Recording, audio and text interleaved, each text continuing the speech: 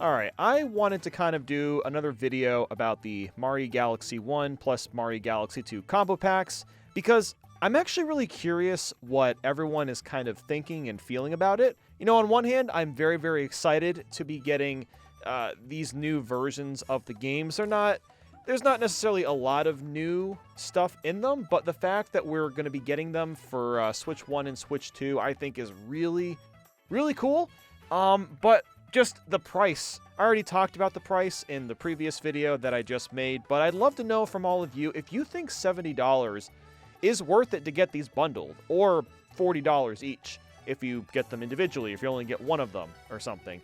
Because I'm really, really curious how people think about this, because I made a tweet about this earlier today, and some people think it's too expensive, and then others are like, oh, it makes sense, you know, inflation, yada, yada, yada. But you know, at the same time, I just don't think there's enough here to really warrant the higher price tag. And I guess I could kind of maybe understand selling these games for $60 bundled at the most, $30 individual. Like, maybe I could understand that, but like, I don't know, this still feels like it's really, really pushing the limit.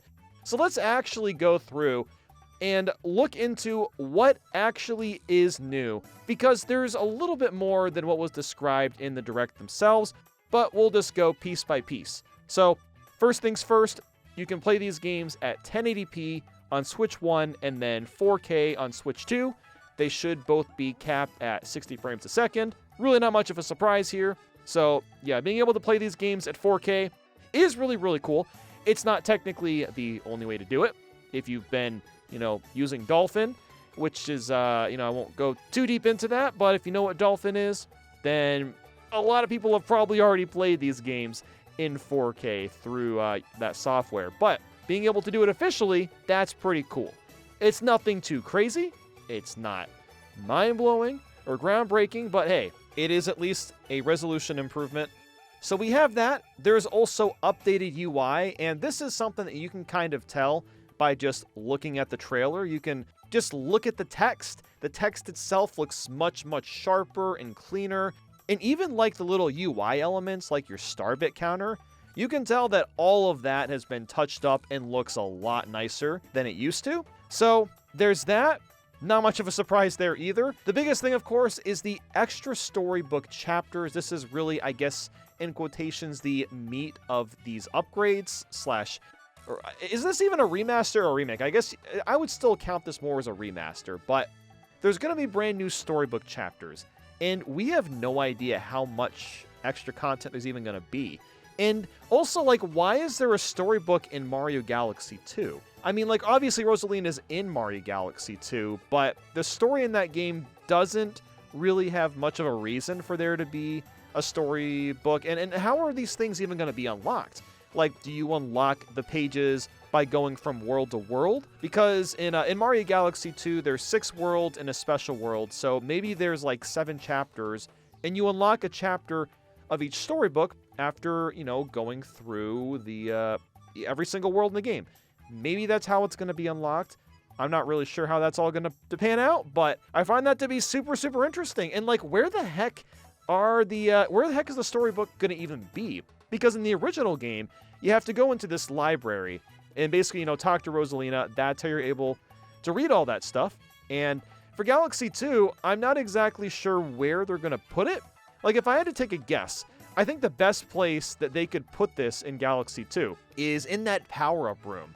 And this is one of those rooms in Starship Mario that doesn't really serve much of a purpose outside of, I guess, just showing off the power-ups. Cool. They could probably add some, like, space to that area and then put Rosalina in there, and that's where you talk to her for the storybook stuff. So maybe that's how that's going to go. I'm not really sure. But yeah, that's pretty much the only new content. Again, it is kind of crazy we're getting anything brand new, but like the fact that it is story related is just so interesting to me. I'm really, really curious what the heck they're going to add.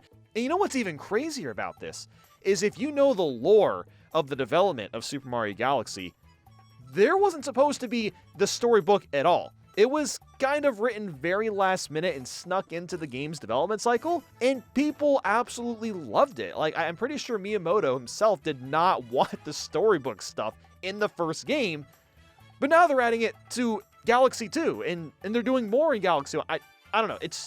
I think it's super fascinating. Again, I'm just really, really excited to see what the heck that's all about. Now, on top of that, they're also adding an assist mode.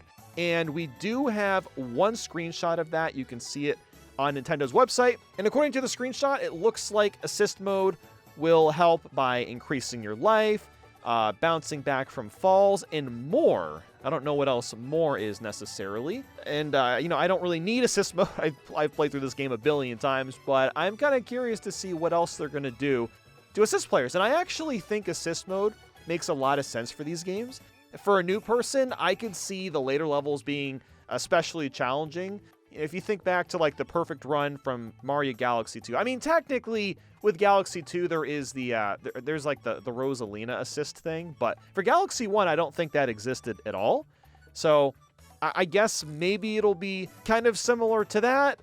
I'm not really sure, but it is pretty interesting to see that an assist mode is being added into the game. Now, something else that I have been seeing, but I don't see any confirmation, is there's going to be a soundtrack.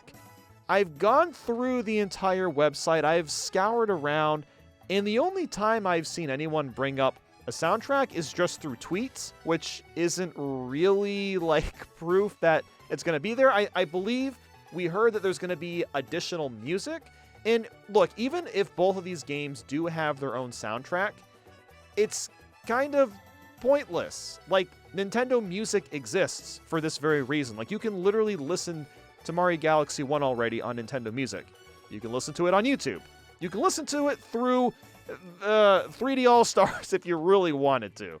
So even if there is a soundtrack thing, like, it's not going to be that exciting. Like, whatever. If they add it, okay, yeah, I don't know. Like, maybe I'm kind of stumbling on my words because it's like, if it's actually in the game, I just don't see the point, personally. And then the final thing, of course, is the amiibo. So we have the Mario and Luma and the Rosalina amiibo, and I'm really curious how they're going to work because, like, I don't think it's going to be anything that crazy. Like, if I had to imagine, like, with Mario and Luma, you scan it in and you get, like, a free 1-up or something. That's probably all it's going to be. But I could see the Rosalina one being something a little bit different. Maybe with Rosalina, if you scan that in early, you unlock all of the storybook content in Galaxy 1 and 2. That's going to be my prediction on how that amiibo works. So basically, you'd have two ways to get all the new storybook stuff. You can either just play the game normally or scan the Rosalina amiibo.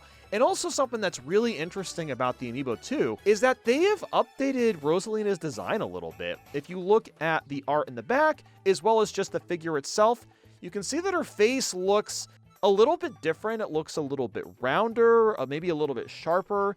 And I'm almost wondering if this is how she's going to look in the Super Mario Galaxy movie. We didn't see Rosalina in the trailer at all, but, you know, it's literally a Mario Galaxy movie. She's going to be in it. They're saving it for, I guess, the first official trailer.